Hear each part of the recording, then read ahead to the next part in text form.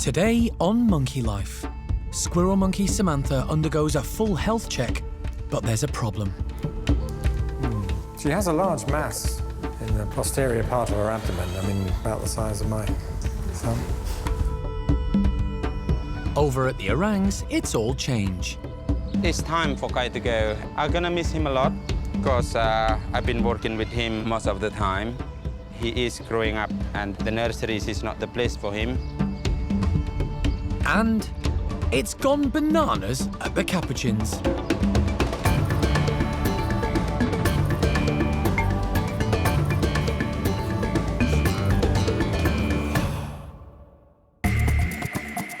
Monkey World in Dorset, buried deep in the English countryside, is the largest sanctuary of its kind on the planet. The team, led by Dr. Alison Cronin, rescue and rehabilitate abused and unwanted primates from all over the world. Are all going to have a chance to live proper lives again.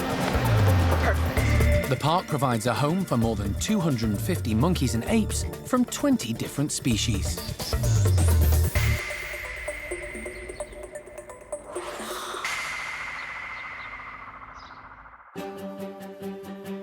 For the park's care team, keeping an eye on the health and welfare of so many different primates is a full-on job, especially considering the tragic background of some individuals.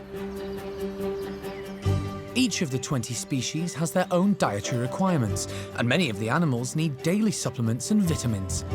Each individual is closely monitored. Over the last few months, the team has been regularly checking elderly squirrel monkey Samantha. She's lost a lot of weight, and they want to get to the bottom of what's causing it. Okay, let's go and get Samantha and then start from there. Yeah. Specialist wildlife vet John Lewis has been called in to investigate. Well, we're going to start the morning looking at an old squirrel monkey. She's an old girl, and she's just losing weight very slowly, no obvious reasons. So we're going to anaesthetise her, examine her, take blood samples from her to see if we can identify why. And it's every chance it's old age, but nonetheless we should rule out anything more sinister or anything we can actually treat. Samantha was rescued from West Sussex in 2009, where she was living in appalling conditions in a caravan on a run-down farm. She was estimated to be 14 years of age at the time. She's quite a character and at times can be a little feisty. And although she gets on well with the park's other 4 squirrel monkeys, she's low ranking. Now in her early 20s, she's the old lady of the group. Samantha's been brought from her enclosure to the park's hospital so John can examine her. But first, she needs to be anaesthetised, and for that, they need the help of the primate care staff and Jeremy.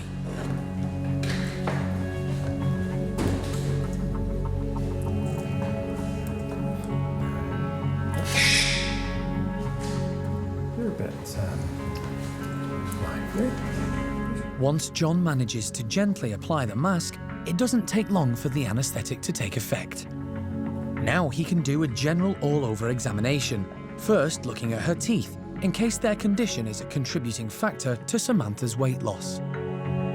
She has got stumps, but a large number of her teeth are exactly that.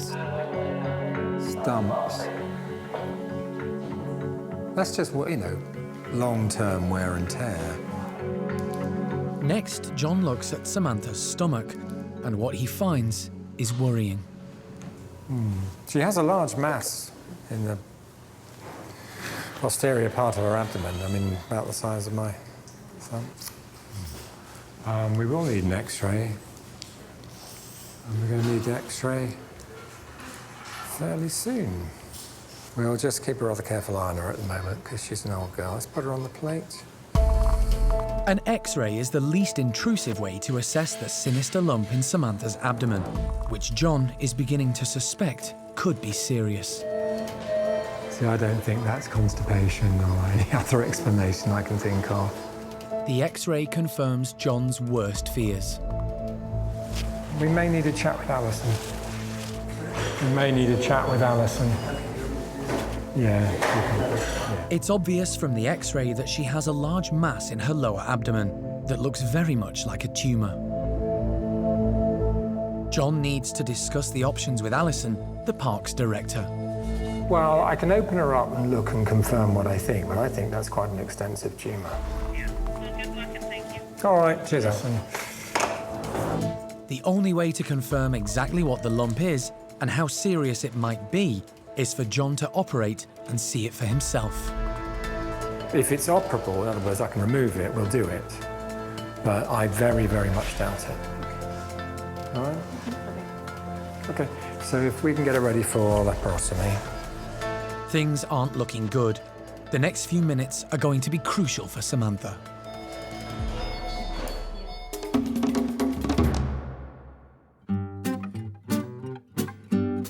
It's a sunny summer's afternoon, and at the Stumpy enclosure, some of the park's less lively residents are about to have lunch.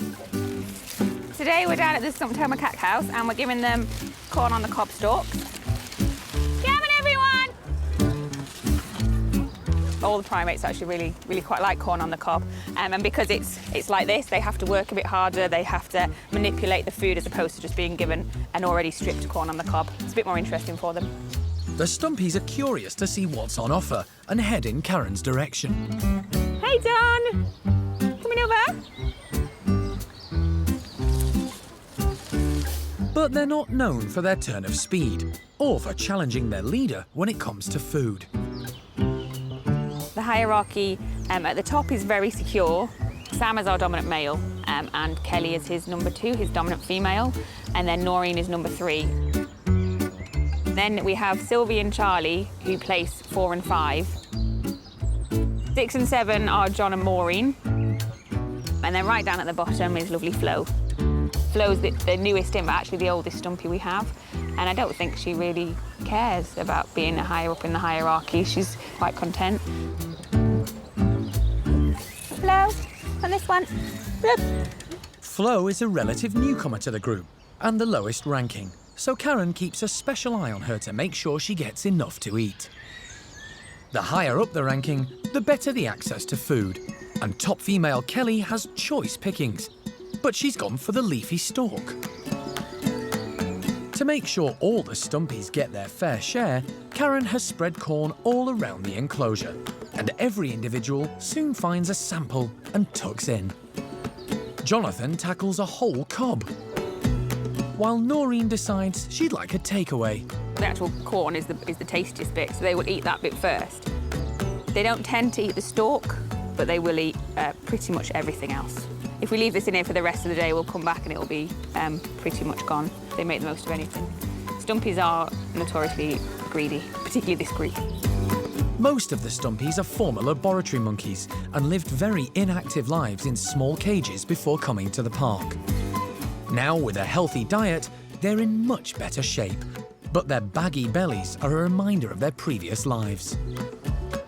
Today, just as Karen predicted, they chow down on the corn until every last morsel is munched. They've all come out, they've all had some, which has been great. I think they've all enjoyed it, and it's a bit of a mess in there to clean up later.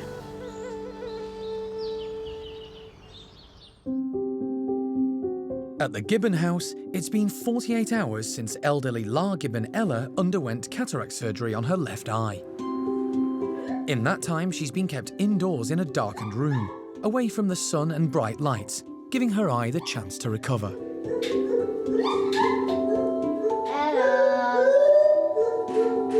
Staff have been monitoring her carefully. It's only been 2 days, but already they've noticed a remarkable change in Ella. Ella's eyesight is definitely way better than it was. We can see an instant improvement in her. So previous to the operation, over the last month or two, her eyesight has been very, very poor. So when we've tried to hand her perhaps a food item, you would see her hand kind of just waving around. It wouldn't go directly to your hand. But this morning, even something as small as a raisin you're offering, and she's going straight to it. It's an amazing transformation. And Ella's doing so well, Kat's decided she can go outside for the first time. It's a cloudy day, perfect conditions to test out her new eyesight.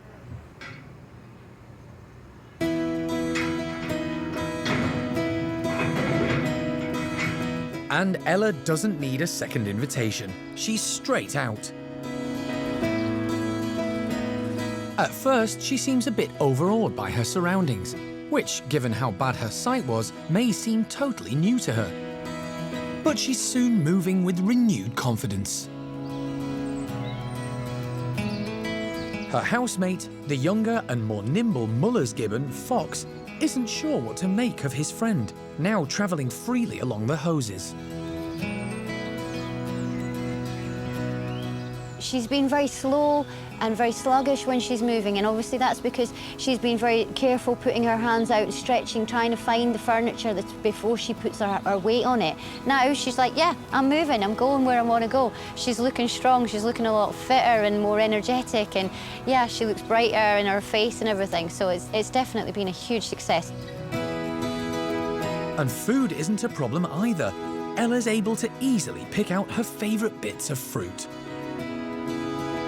Every step of the process is a worry, and you always just want to see them back where they belong, moving in their natural environment, eating and drinking and stuff like that, and that's when you can stop worrying. And now we've got a successful story. We've got a happy Ella, we've achieved what we wanted to with the operation, and yeah, it's fantastic.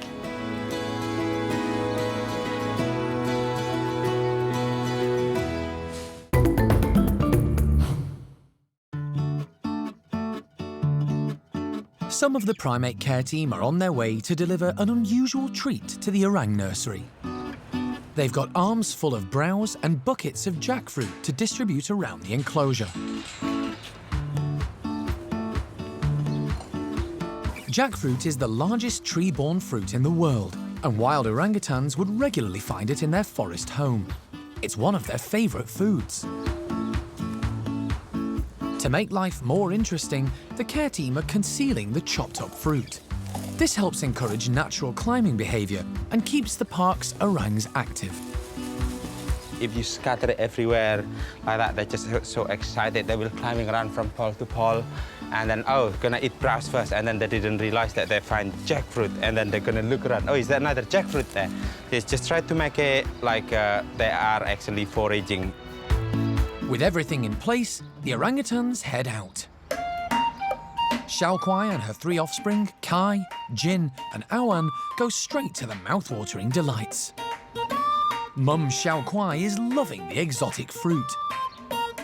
There's plenty for everyone, and they split up to get the goodies. But leaves just aren't as delicious as jackfruit.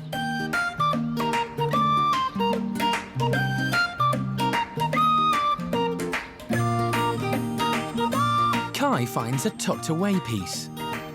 It's the first time he's had the fruit, and he gives it a good sniff to check it's okay, before deciding this is a real treat. He's the reason the group are getting this delicacy. He doesn't know it, but today is his last day at the park, and that's why the care staff have provided this special treat. Kai was born at the park to Mum Hsiao-quai, but he's now 11 years old and gaining maturity. He can't go on living with his mum and siblings. Instead, he needs to lead his own gang of girls, and that's why tomorrow he'll be heading to Spain to start a new group of his own. And 2 of the park's young females, Jolie and Linga, will be going with him. They're currently living in a neighbouring group. As it's their last day too, they're also enjoying a bit of a treat. Instead of jackfruit, they're having ice lollies. And Linga licks up every last drop. But for now, they're all totally unaware of the big trip ahead. And back at Kai's group, he's getting to spend quality time with his family, enjoying the special fruit delivery. His sister Awan is sure there's something hidden in the feeder and is determined to get it, as she's the only one with a small enough hand. Jin, the middle sibling, hoovers up on the ground. And Awan's determination pays off, and she gets a little reward. They've been a happy trio, and there's no doubt they'll miss Kai. But they're not the only ones. I'm gonna miss him a lot, because I've been working with him most of the time. it's time for Kai to go, and even if like Jean, Hsiao-quai, Mum, and Awan going to be sort of upset, but you know, we're looking at the positive thing that he is growing up male and he's 11 years old, and this is not the place. The nurseries is not the place for him. Kai is a great favourite, but in the wild he would already be living an independent life, so it's time for him to go. And a new and exciting future awaits him in Spain.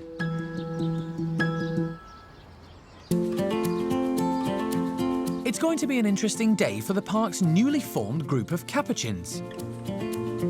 Recent arrival Dino, a male in his 20s, was rescued from the UK pet trade, and he's already been introduced to another male, Winslow, who'd been ousted from his previous troop, as well as 4 low-ranking females from a much larger group. To keep these intelligent monkeys engaged, today the care team have got some unusual treats. We thought we'd put in some toys that we got donated. They're in the shape of a banana. We've actually put banana inside it. So we're going to put this out in their outside enclosure. We're going to hide them all around.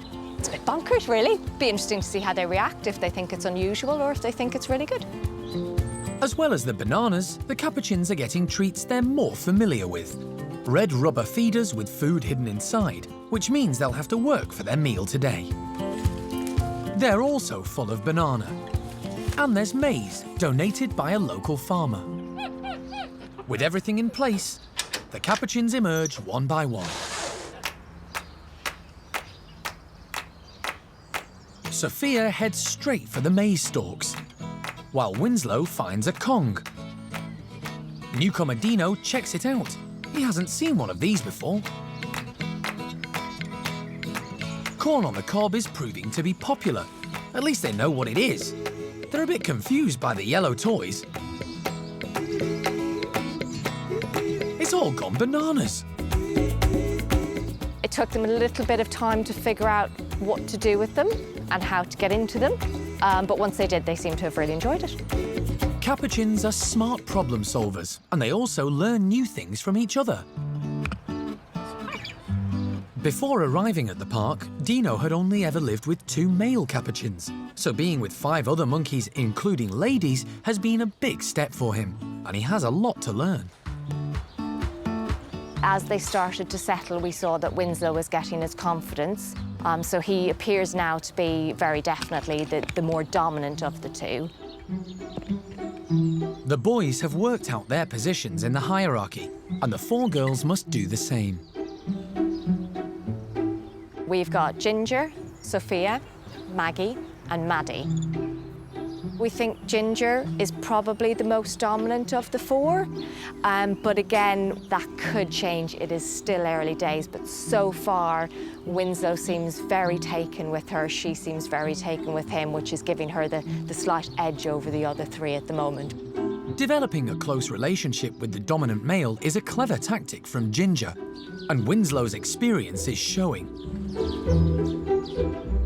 He spends time with each of the girls. He makes sure he grooms all of them, and they all spend time with him, grooming him as well. Winslow is used to being in a mixed-sex group, but this is a very new environment for Dino. Because Dino hasn't been around females very often, he does get excited. He has tried to interact with them, but they seem more focused on Winslow and seem to prefer him, although they do spend some time flirting together. Given time, Dino will get used to being surrounded by the girls, and the group should settle down. They're not fully established yet. It's still very early days, so we will be keeping an eye on them. But so far, we think they're starting to settle into a nice, comfortable life up here. At the park's hospital, it's a critical time for elderly squirrel monkey Samantha.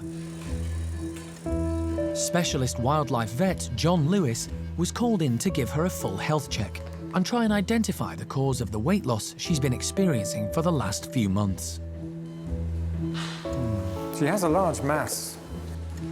An examination, followed by an X-ray, revealed a large lump in her lower abdomen. John's pretty sure it's a tumour. not unexpected. Animals losing weight like that, yes, that can be a result of just old age, or something slowly progressive, like a tumour. John has consulted with park director Alison, and they've agreed he should operate to see if he can save Samantha's life. Wow. Oh, there's the mass.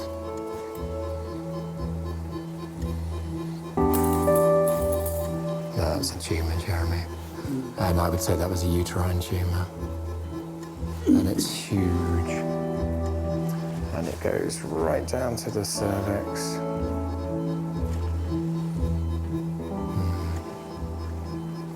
And beyond. I think you should put it down. The tumour is so large, it's inoperable. John is left with very little choice. It's probably originating in the uterus, but it's going so far back and involving other tissues that it's not a surgical proposition. Or if we chop half of it out, it'll just come back and you're going to have to put it through a lot of surgical discomfort, follow-up discomfort, and then have the tumour regrow. That's not good welfare in our opinion. Not good. With surgery not a realistic option, the kindest and most humane thing to do is put Samantha to sleep. It's not an easy decision, and it's hard for the care team. Obviously, it's really emotional. As somebody that's worked with her for quite a while now, I've spent a lot of time with her, kind of realising that there was going to be nothing more that we could do and that we were going to lose her it's really upsetting, because obviously you love your animals that you work with and you don't want anything to happen to them. It's heartbreaking when it happens. There was nothing more we could have done for her, and at the end of the day, at least she's out of pain now.